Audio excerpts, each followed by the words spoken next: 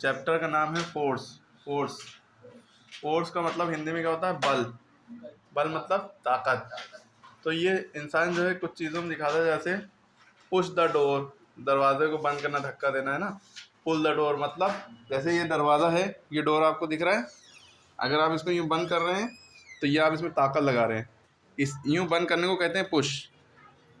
समझ में आ रही है? और ये जो हम अपनी तरफ खींच रहे हैं इसे कहते हैं पुल। पुल माने टू ड्रॉ बैक, खींचना अपनी तरफ, यूँ खींचना है ना। इसमें भी देखिए थोड़ी ताकत लग रही है। अब किसी बिल्कुल ताकत ना, हाथी ना उठे, तो क्या ये इसको पुश या पुल कर सकता है? तो पुश और पुल, ये दोनों चीज़ों के लिए ताकत लगती है, इसी को क्या कहते हैं? फोर्स। उसके बाद लिफ्टिंग द बैग, जैसे लिफ्ट करना, जैसे ये बैग रखा है, इनका बैग हमने यूँ उठाया तो ये लिफ्ट करने में भी क्या लग रही है? ताकत लग रही है, फोर्स लग रहा है। ठीक है। तो उसके बाद जो है किक। अब जैसे हमने वहाँ पे इनको खड़ा किया और एक लात मारी, है ना, तो ये इसमें भी ताकत लगी। इसी तरह हिट करना, लात मारना या कुछ भी कहते हैं। ओपनिंग अ लिड, लिड माने होता है ढक्कन, ढक्कन को खोलने किसी चीज़ के, उसमें भी फोर्स लग रहा है। शटिंग द डोर या विंडो, विंडो बंद कर रहे हैं या मतलब डोर या खिड़की, दरवाज़ा या खिड़की बंद कर रहे हैं तो आपके उसमें भी फोर्स लग रहा है। ड्रॉर को भी ओपन कर रहे हैं तो भी फोर्स लगता है। लोड को आप एक जगह से दूसरी जगह ले जा रहे हैं, उसमें भी फोर्स लगता है। बैट्समैन जो है बॉल को हिट करता है बैट से, उसमें भी फोर्स लगता है। फुटबॉल प्लेयर किक करता है, उसमें भी फोर्स लगता है। बाल्टी भरी हुई है, उसको आप उठा रहे हैं, खाली बाल्टी भी उठा रहे हैं तो भी कहीं ना कहीं थोड़ा बहुत फोर्स लग रहा है। क्लियर हो रही बात? अगर आपकी कोई भी चीज़, जैसे ये टेबल रखी है, उसको आप यूँ धक्का दे रहे हैं तो इसमें भी फोर्स लग रहा है। समझ में? खींच रहे हैं तो भी फोर्स लग रहा है। कुल मिला के समझ में आ गया फोर्स का मतलब? हाँ, बंद कर दो। यूनिट ऑफ फोर्स क्या होती है? फोर्स को किस में नापते हैं? जैसे लंबाई किस में नापते हैं? मीटर में। वजन को किलोग्राम में। टाइम को मिनट या सेकंड या घंटे में। इसी तरह फोर्स यानी ताकत को किस में नापेंगे? बल को न्यूटन में। न्यूटन एक साइंटिस्ट, उनके नाम पे ये यूनिट पड़ी है और इसको कैपिटल एन से शो करते हैं। फोर्स का फॉर्मूला क्या होता है? Mass into acceleration. Mass unit होगी किलोग्राम, एक्सेलरेशन की होगी मीटर पर सेकेंड स्क्वायर। क्लियर है? 1 न्यूटन में, गाड़ी हटा लो, 1 न्यूटन में 100 ग्राम फोर्स लगता है। 100 ग्राम की चीज़ अगर आपको उठानी है तो आपको 1 न्यूटन फोर्स लगाना पड़ेगा। देखिए जैसे ये पेन है, ये दोनों पेन हमने माना ये 50-50 ग्राम के पेन है। कितने ग्राम के? अगर हमें इसको उठाने में 100 ग्राम की ताकत लग रही है तो मतलब 1 न्यूटन फोर्स हम लगा रहे हैं। 1 न्यूटन में 100 ग्राम फोर्स हो गया। 10 न्यूटन में 1 किलोग्राम फोर्स हो गया। 100 न्यूटन में 10 किलोग्राम फोर्स हो गया। 1000 न्यूटन में 100 किलोग्राम, यानी कि 1 कुंटल की ताकत, यानी 1 कुंटल की कोई चीज़ उठाने के लिए 1000 न्यूटन फोर्स लगाना पड़ेगा। 1000 को हम ये भी लिख सकते हैं 10⁻³ जितने जीरो होंगे उतनी पावर लगा दी जीरो। अब 100 को लिख सकते हैं 10⁻²। 1000 न्यूटन में 10⁻² kg यानी 1 कुंटल होगा। 1 टन में 1000 किलो हो गए। 1 मेट्रिक टन में 10⁻³ kg हो गया। ठीक है, क्लियर हो गई बात? फोर्स के बारे में समझ में आया? तो इसमें प्रेशर लिखा है ना। प्रेशर का कॉन्सेप्ट ये है, जो बैग का पट्टा होता है, आप देखिए, अगर ये देखिए, ये मोटा बनाया जाता है। क्यों बनाया जाता है? क्योंकि जब आप शोल्डर पे अपने कंधे पे टांगेंगे तो ये आपको हल्का लगेगा। क्यों? क्योंकि इसका एरिया ज़्यादा हो गया। देखिए इतना ज़्यादा एरिया हो गया ना। जब एरिया ज़्यादा होता है तो प्रेशर कम लगता है। जब एरिया ज़्यादा होगा तो प्रेशर, इसी से प्रेशर का फॉर्मूला बन गया है। Pressure is equal to force per unit area. Area ज़्यादा तो प्रेशर कम, एरिया कम तो प्रेशर ज़्यादा। अब देखिए यहाँ नीचे वाल देखिए, ये जो पतला सा ये आपको दिख रहा है पट्टा, है ना। अगर ये जो है पतला है, अगर पूरा पट्टा ऐसे ही होता पतला, तो आपके कंधे में बहुत तेज़ गड़ता, बैग भरा हुआ बैग जो है बहुत तेज़ गड़ता, भारी लगता, क्योंकि इसका एरिया कम है। देखिए हाथ, अगर हम हाथ पे ले रहे हैं, फिंगर पे देखिए कितना कम एरिया ले रहा है ना, और ये अगर ले रहे हैं तो पूरी फिंगर कवर कर ले रहा है। तो एरिया ज़्यादा है तो प्रेशर कम लग रहा है, और नीचे एरिया कम था तो प्रेशर ज़्यादा। समझ में आ गई बात? बाकी आपको पता है कि अगर एक चीज़ यहाँ रखी थी, यहाँ से उठा के हमने यहाँ रख दी, तो ये इस चीज़ को कहते हैं मोशन, यानी एक जगह से दूसरी जगह तक ले जाने के लिए मोशन चाहिए। और मोशन जब भी करेंगे तो फोर्स लगेगा ही लगेगा, बिना फोर्स के मोशन नहीं हो सकता। ऐसा तो है नहीं तो कोई चीज़ यहाँ रखी थी, अपने आप वहाँ पे चली गई, तो उसमें तो लगेगा कि जिन्नात या आत्मा वगैरह आ गई, है ना, अपने आप थोड़ी देर बाद गायब होकर चलेगी। चलिए, तो फोर्स के बारे में बता दिया। पुश और पुल होता है, जैसे दरवाज़ा खोलना, दरवाज़ा बंद करना, है ना, ये एक तरह का फोर्स ही है, इसमें पुश और पुल दोनों काम हो रहे हैं। और इसी तरह जैसे एक चाइल्ड जो है साइकिल चला रहा है, अगर एक चीज़ होती है स्टेशनरी, स्टेशनरी वर्ड जो होता है इसका मतलब होता है रुका हुआ। जैसे हमने ये पेंसिल रख दी है, ये स्टेशनरी है, अगर हमने इसको फोर्स दिया तो ये देखिए मूव करने लगी, ये देखिए एक जगह दूसरी जगह चली गई, इसे कहते हैं मोशन।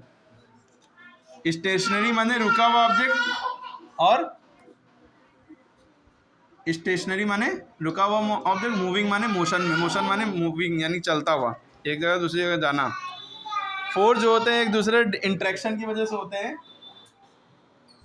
जैसे कोई पेंसिल रखी है, जब तक कि हम इसमें टच नहीं करेंगे, ताकत नहीं लगेंगी, तब तक ये अपनी जगह पे रखी जाएगी। इंटरेक्शन का मतलब होता है उसको टच करना, उसको इंटरेक्ट करना, तभी वो एक जगह से दूसरी जगह जाएगी। क्लियर हो गई बात? इसी तरह जैसे ये बच्चे खेल रहे हैं, हु इज़ पुशिंग होम, कौन किसको धक्का दे रहा है, ठीक है, हु इज़ पुलिंग होम, कौन किसको खींच रहा है, तो जो जिसकी तरफ ये खींच रहा है, तो ये इसका मतलब ये भी पुलिंग कर रहे हैं, खींच रहे हैं, इन सब में फोर्स लग रहा है। ये एक दोनों एक चीज़ पे, बॉक्स पे धक्का दे रहे हैं, अगर इनका फोर्स दोनों तरफ से बराबर है तो बॉक्स वहीं भी रुका रहेगा। अगर इनके पास ज़्यादा ताकत है तो ये बॉक्स इधर चला जाएगा, इनके पास ज़्यादा ताकत है तो इधर बॉक्स चला जाएगा। ठीक है, क्लियर हो रही बात? अगर दोनों सेम डायरेक्शन में कर रहे हैं तो बॉक्स जाहिर सी बात है उधर को जाएगा, क्योंकि एक फोर्स जो फोर्स का डायरेक्शन, ऑब्जेक्ट का जो मोशन होता है फोर्स के डायरेक्शन में होता है। ऐसा तो है नहीं पेंसिल को हम इधर को धक्का दे रहे हैं और पेंसिल इधर ही चली आ रही है। हम जिस डायरेक्शन में फोर्स लगा रहे हैं उसी डायरेक्शन में ऑब्जेक्ट मूव करता है, ये भी बात याद रखनी है आपको। क्लियर होगी? और ये टग ऑफ वार जो गेम होता है, इस गेम को कहते हैं टग ऑफ वार, लिखा ही नहीं है,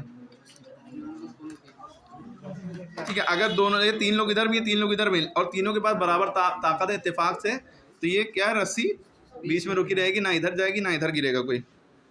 ठीक है, क्लियर है? अच्छा, ये वर्ड होता है फिजिक्स में, साइंस में, मैग्नीट्यूड। ठीक है, तो मैग्नीट्यूड का मतलब जैसे ये है कि नंबर एंड यूनिट। जैसे हमने कहा 5 किलो शक्कर, क्या कहा, 5 किलो शक्कर, तो ये जो 5 किलो है ये आपका मैग्नीट्यूड कहलाता है। 5 किलो क्या कहलाएगा? मैग्नीट्यूड, यानी कि नंबर होगा और एक यूनिट होगी। इसी तरह 10 न्यूटन आपने फोर्स लगाया, यानी कि 1 किलो शक्कर है तो उसको उठाने के लिए आपको 10 न्यूटन का फोर्स लगाना पड़ेगा। हमने बताया था ना, 1 न्यूटन में 100 ग्राम का फोर्स होता है, तो 10 न्यूटन जो फोर्स आपने लगाया ये मैग्नीट्यूड कहलाएगा। तो the strength of force is usually expressed in magnitude. अब देखिए, फोर्स जो होता है वो मोशन का डायरेक्शन चेंज कर सकता है। ऑब्जेक्ट दो तरह के होते हैं, एक रेस्ट में, यानी कि जैसे रुका हुआ, स्टेशनरी भी इसको भी कहते हैं। When object is not moving, यानी रुका हुआ है, इसे कहते हैं स्टेशनरी ऑब्जेक्ट, और इस स्टेज को, इस दशा को कहते हैं रेस्ट स्टेट, है ना। और मोशन स्टेट क्या होता है? जब ऑब्जेक्ट चल रहा हो, जैसे देखिए ऑब्जेक्ट चल रहा है, ये मोशन स्टेट हो गई, है ना। तो moving object is called state of motion. जैसे मूविंग कार, चलती हुई बाइक, चलती हुई साइकिल, ये सब मोशन स्टेट कहलाते हैं। Force can move a stationary object, force क्या कर सकता है कि ऑब्जेक्ट जो रुका हुआ है उसको मूव कर सकता है। ठीक है, तो इससे ये पता चलता है force can change the state of motion, यानी कि स्टेट यानी कि रुकी हुई स्टेट को मोशन में कन्वर्ट करता है। मोशन वाली स्टेट कोई चीज़ आ रही है उसको रोक दिया, तो ये भी फोर्स, ये भी काम कर सकता है। Force can change the state of motion का मतलब ये है कि अगर कोई चीज़ रुकी हुई है, रेस्ट स्टेट में है, तो उसको फोर्स लगा के मोशन में किया जा सकता है, और कोई चीज़ मोशन में है और उसको रोक दिया जाए तो ये उसकी स्टेट को चेंज कर सकता है, यानी कि मोशन स्टेट को चेंज कर सकता है। क्लियर है? अब जैसे मूविंग बॉल आ रही थी और उसको हाथ से रोक दिया, यानी कि उसकी मोशन वाली स्टेट को रोक दिया, तो इसे कहते हैं स्टेट को चेंज करना। क्लियर हो गई बात? अरे सारी बातें क्लियर हो गई? अब जैसे कोई आटा गूंद रहा है ना, तो इस पर क्या कर रहा है? प्रेस कर रहा है, प्रेशर लगा रहा है। सीट पे बैठ रहा है तो भी प्रेशर लगा रहा है, या कील में कोई चीज़ टांग रहे हैं, तो यानी कि बाय हैंगिंग अ वेट और by pulling it free end, तो ये भी एक तरह का प्रेशर है। क्लियर है? प्रेशर और फोर्स थोड़ा थोड़ा मिलते जुलते लगते हैं। प्रेशर का बस ये मतलब है, जैसे पेंसिल से अगर हम आपके कहीं पे भी यूँ भुको रहे हैं, गड़ो रहे हैं, तो ये एक तरह का प्रेशर लगा रहे हैं हम। जब दीवार में कील ठोक रहे हैं, एक तरह का प्रेशर लगा रहे हैं। प्रेशर से क्या होता है, जो अगर एरिया कम है, देखिए पेंसिल पतली है नोक, तो ज़्यादा प्रेशर महसूस होगा। अगर आपके हाथ पे हम रखे हैं, लाइए हाथ लाइए, ये हाथ है इनका, अरे ये हाथ है, धोते नहीं हाथ है, इस पर अगर हम यूँ गड़ो रहे हैं तो ज़्यादा लगेगा। और अगर हम ऐसे गड़ो रहे हैं तो कम लगेगा, चोट कम लगेगी। क्यों? क्योंकि इसमें प्रेशर ज़्यादा लग रहा है, क्योंकि एरिया कम होगा तो प्रेशर ज़्यादा होगा, और एरिया ज़्यादा होगा तो प्रेशर कम लगेगा।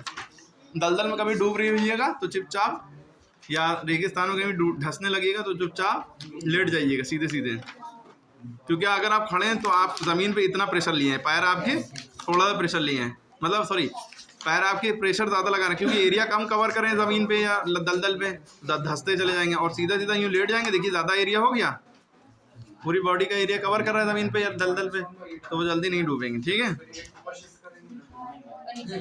तो फोर्स में change the shape of the object. अगर ये बलून है, गुब्बारा हमने फुलाया, उसको दबाएंगे तो उससे फोर्स देखिए चेंज हो रहा है ना, शेप उसका चेंज हो रहा है। तो इसी तरह कई तरह के फोर्स होते हैं, जैसे कांटेक्ट फोर्स। ये जब काम करता है जब कोई चीज़ टच में हो, जैसे ये पेंसिल रखी है, हम इसको जब तक टच नहीं करेंगे, कांटेक्ट में आएंगे, ये अपनी जगह से मूव नहीं करेगी। एक नॉन कांटेक्ट फोर्स भी होता है, जैसे ग्रेविटेशनल फोर्स। ग्रेविटी में जैसे हवा में पेंसिलें, देखिए हम ये छोड़ें, नीचे गिर रही है ना, गिर रही है ना, यानी कि देखिए नॉन कांटेक्ट, टच में नहीं है, तब भी फोर्स आ गया है ना, इसके अंदर फोर्स काम कर रहा है इसके ऊपर। मस्कुलर फोर्स, जो हम हाथ से ताकत लगाते हैं, तो वो भी एक एग्जाम्पल है कांटेक्ट फोर्स का। ठीक है, मस्कुलर फोर्स में मसल्स का काम होता है, मसल्स हमारी बॉडी में जो होती हैं वो फोर्स लगाती हैं। जैसे ये जो गाड़ी है, ब्लक कार्ट, ये खींच रहा है, तो ब्लक जो बैल हैं ये खींच रही हैं, तो ये अपना मसल्स का फोर्स लगा रही हैं। अच्छा, एक वर्ड होता है फ्रिक्शन। फ्रिक्शन बहुत अहम फोर्स है, इसके बिना तो आप ना जी सकते हैं ना मर सकते हैं। फ्रिक्शन फोर्स वो फोर्स है जो आपको मोशन में मदद करता है। फ्रिक्शन फोर्स वो फोर्स है जो आपको मोशन, अगर हम पेंसिल से लिख पा रहे हैं यूँ करके यूँ, तो ये भी फ्रिक्शन की वजह से है। अगर आप ज़मीन पर खड़े हैं या कमरे में सब बैठे हैं, ठीक है, तो ये भी फ्रिक्शन फोर्स की वजह से। गाड़ी आपकी चल पा रही है तो ये भी फ्रिक्शन फोर्स की वजह से। फ्रिक्शन फोर्स क्या काम करता है? ये मोशन को अपोज करता है। अगर फ्रिक्शन फोर्स ना होता तो एनर्जी खर्चा ही ना होती। क्यों नहीं खर्चा होती? फ्रिक्शन माने ये रगड़ यानी कॉन्टैक्ट से प्रोड्यूस होता है। फ्रिक्शन फोर्स कॉन्टैक्ट से प्रोड्यूस होता है। आप साइकिल इधर को चला रहे हैं तो वो इधर को काम करता है, अपोजिट डायरेक्शन में। ठीक है, आप साइकिल चला के एक बार पेंडल मार के 2-3 बार छोड़ दिए, साइकिल अपने आप क्यों रुक जाती है, चलती क्यों नहीं रहती है? कोई चीज़ होना चाहिए ना फोर्स को रोकने के लिए। अभी हमने बताया कि फोर्स जो है state of rest, state of motion को चेंज कर सकता है। यानी कि कोई चीज़ मोशन में है तो ये जब भी रुकेगी जब उसमें फोर्स लगाएंगे, और जब रुकी थी तभी चलेगी जब हम इसमें तब फोर्स लगाएंगे। तो अगर हमने साइकिल चलाई तो वो रुकी क्यों? ब्रेक तो लगाया नहीं हमने, क्यों रुक गई? किस वजह से रुक गई? फ्रिक्शन की वजह से। क्योंकि ज़मीन में क्या है? फ्रिक्शन है। वो क्या करता है? अपोजिट डायरेक्शन में वर्क करता है। आप इधर जा रहे हैं तो वो इधर को काम करेगा। क्लियर हो गई? फ्रिक्शन का मतलब समझ गए? क्या करता है वो? अपोजिट डायरेक्शन में काम करता है। ये अर्थ में होता है। अगर सड़क ज़्यादा रफ है, खुरदुरी है,